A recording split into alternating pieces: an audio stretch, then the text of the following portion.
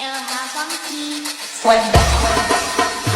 tu verdad, porque ella te está sacando.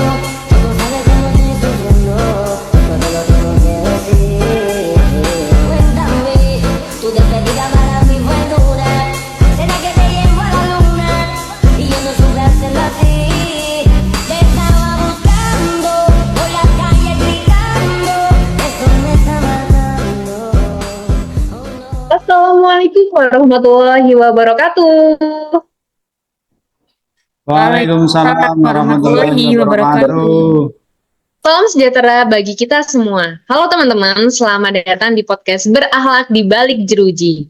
Pada kesempatan kali ini, kami dari Lapas Kelas 2B Tegal dan juga Lapas Kelas 2B Wonogiri akan membahas bagaimana penerapan nilai ASN berakhlak di lingkungan pemasyarakatan.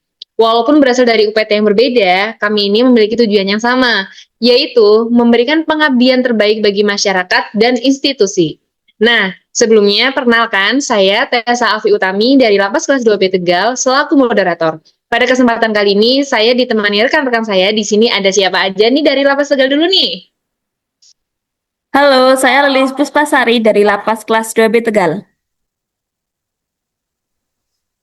Halo, saya Hendrawan Soekarto dari Lapas Kelas 2B Tegal. Oke, itu dia dua rekan saya dari Lapas Kelas 2B Tegal. Selanjutnya rekan saya yang dari Lapas Wonogiri ada siapa aja nih?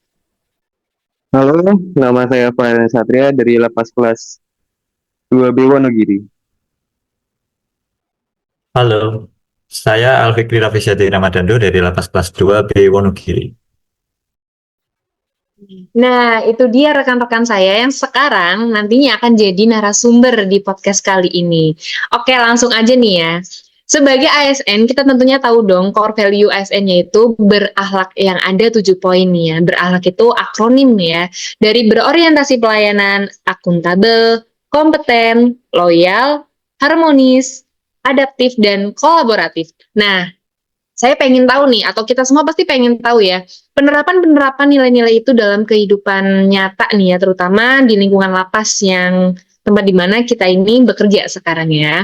Oke, langsung aja nih. Yang pertama, saya pengen tanya dong sama Bu Lilis. Menurut Bu Lilis nih, bagaimana sih penerapan nilai berorientasi pelayanan di lingkungan lapas? Baik, Bu Moderator, menurut saya pribadi ya, sebagai petugas pemasyarakatan itu kami tidak hanya menjalankan tugas pengamanan ya, tetapi juga memberikan pelayanan yang baik kepada masyarakat maupun warga binaan. Sikap ramah, responsif, dan sopan menjadi hal yang sangat penting dalam menciptakan pelayanan yang humanis dan profesional. Ah, gitu ya. Jadi itu walaupun kita ini sebagai petugas di lapas itu ya, ataupun yang berkaitan dengan pembinaan nih narapidana. Jadi kita tuh nggak boleh galak-galak gitu ya, Bu ya. Kalau misalnya waktu melayani entah itu kunjungan ataupun bertemu dengan warga binaan yang lainnya. Ya, betul sekali, Bu Tessa. Oke, lanjut nih, Bu. Terus bagaimana sih penerapan nilai akuntabel dalam pelaksanaan tugas sehari-hari?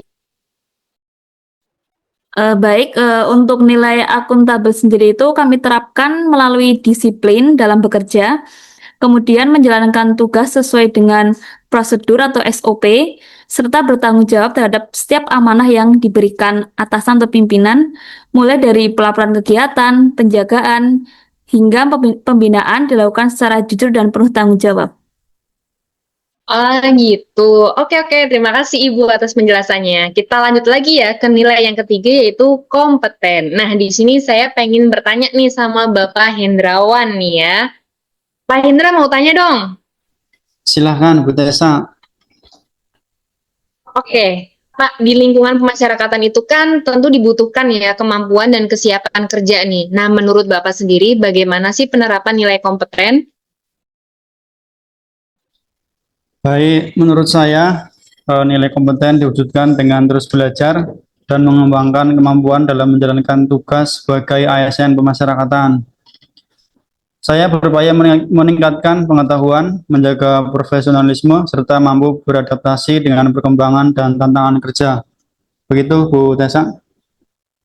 Oke, Nah, kalau dalam lingkungan kerja sendiri nih ya Pak, tentu kan diperlukan hubungan yang baik juga nih antar para pegawai. Nah, bagaimana sih penerapan nilai harmonis di lapas? Karena kan nggak mungkin nih kita kerja dalam satu lingkungan yang sama, tapi hubungan kita nggak berjalan baik. Kami menerapkan nilai harmonis dengan saling menghargai, menjaga komunikasi, dan membangun kerjasama yang baik antar pegawai. Walaupun memiliki karakter dan latar belakang yang berbeda, kami tetap menjaga rasa kekeluargaan demi terciptanya lingkungan kerja yang nyaman. Begitu, Bu Moderator. Oke Bapak, terima kasih atas penjelasannya. Kita lanjut ke nilai yang kelima, yaitu nilai loyal nih. Nah, kita berganti nih ya. Tadi dari Tegal kita berganti nih ke Lapas Wonogiri. Di sini ada Bapak Satria dan Bapak Fikri. Nah, saya mau tanya dulu nih ke Pak Satria. Pak Satria, sebagai petugas pemasyarakatan ya, bagaimana sih bentuk penerapan nilai loyal ASN di dalam lingkungan lapas sendiri? Oke, saya jawab ya Bu Desa. Sebagai seorang ASN, kami harus menjaga nama baik instansi. Jadi apapun kegiatannya, itu kita filter dulu mana yang baik untuk dipublis dan mana yang tidak baik untuk dipublis. Istilahnya itu pecah dalam perut lah ya. Kalau misal istilahnya yang buruk-buruk itu kita pecah dalam perut. Kemudian ada mematuhi aturan. Mematuhi aturan itu tidak hanya yang tertulis saja, tapi juga ada aturan yang tidak tertulis. Dan melaksanakan tugas dengan penuh dedikasi. Nilai loyal juga kami tunjukkan melalui komitmen untuk mendukung tujuan organisasi, serta mengutamakan kepentingan negara terus kepentingan pribadi. Begitu, Pak Tete. Oke, itu untuk penjelasan nilai loyal ya teman-teman. Nah, lanjut nih Bapak, untuk nilai adaptif sendiri. Dalam dunia kerja, kita kan harusnya mempunyai kemampuan nih beradaptasi, tentu sangat penting kan bagi kita nih. Bagaimana sih penerapan nilai adaptif sendiri di lingkungan lapas itu, Pak? Oke, kami sebagai ASN dituntut untuk mampu menyesuaikan diri terhadap perubahan, baik dalam sistem kerja maupun perkembangan teknologi. Dengan sikap adaptif, kami dapat meningkatkan kualitas pelayanan dan menjalankan tugas secara lebih efektif. Begitu. Oke, terima kasih Pak Satria atas penjelasannya. Lanjut ke nilai terakhir nih. Ada Bapak Fikri. Pak Fikri mau tanya dong, boleh nggak nih? Boleh dong, Mas Angga. Apa sih yang nggak boleh?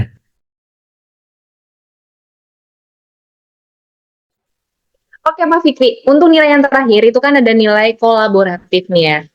Bagaimana sih penerapan nilai kolaboratif sendiri terlebih dalam kegiatan yang melibatkan berbagai pihak nih, seperti saat ini. Tentunya kan dalam lapas sendiri kita nggak mungkin kerja sendirian ya, kita pasti punya kerjasama nih dengan pihak-pihak di luar lapas. Jadi penerapannya sendiri itu gimana sih Pak untuk nilai kolaboratif?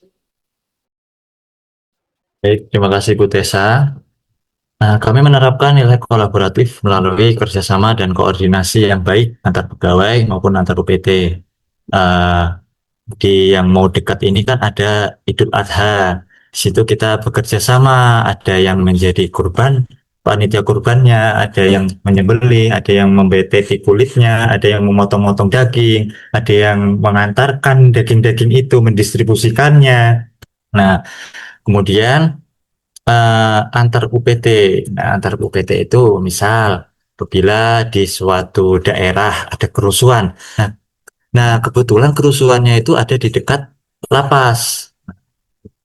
Kemudian lapas tersebut meminta bantuan pengamanan dari lapas kami, Lapas Wonogiri. Nah, Lapas Wonogiri mengirimkan bantuan pasukan pengamanan untuk membantu menjaga keamanan dan ketertiban di wilayah lapas yang dekat dengan terjadinya kerusuhan. Walaupun berasal dari lapas yang berbeda, kami tetap dapat bekerja sama, saling mendukung dan menyatukan ide untuk mencapai tujuan bersama. Oke, wah sangat-sangat bermakna ya, masing-masing dari poin nilai berakhlak ini tuh. Jadi mungkin sebagai ASN kedepannya itu dengan kita menerapkan poin-poin ini, semoga kita juga bisa menjadi ASN yang nantinya berintegritas dan dapat dipercaya ya, Bapak-Bapak dan Ibu-Ibu sekalian. Oke, dari pembahasan tadi nih ya, dapat kita pahami bahwa nilai ASN berakhlak itu bukan hanya sekedar slogan, tetapi menjadi pedoman dalam menjalankan tugas sebagai ASN pemasyarakatan. Nah, itu saja yang mungkin bisa kita bahas di podcast kali ini teman-teman, di podcast berakhlak di balik jeruji. Semoga nih ya, dengan adanya podcast ini ada nilai-nilai positif yang bisa teman-teman ambil setelah menonton podcast ini. Oke, saya selaku moderator mewakili para narasumber meminta maaf apabila banyak kekurangan dari podcast kita ini.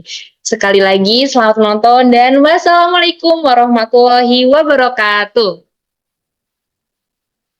Waalaikumsalam warahmatullahi warahmatullahi wabarakatuh.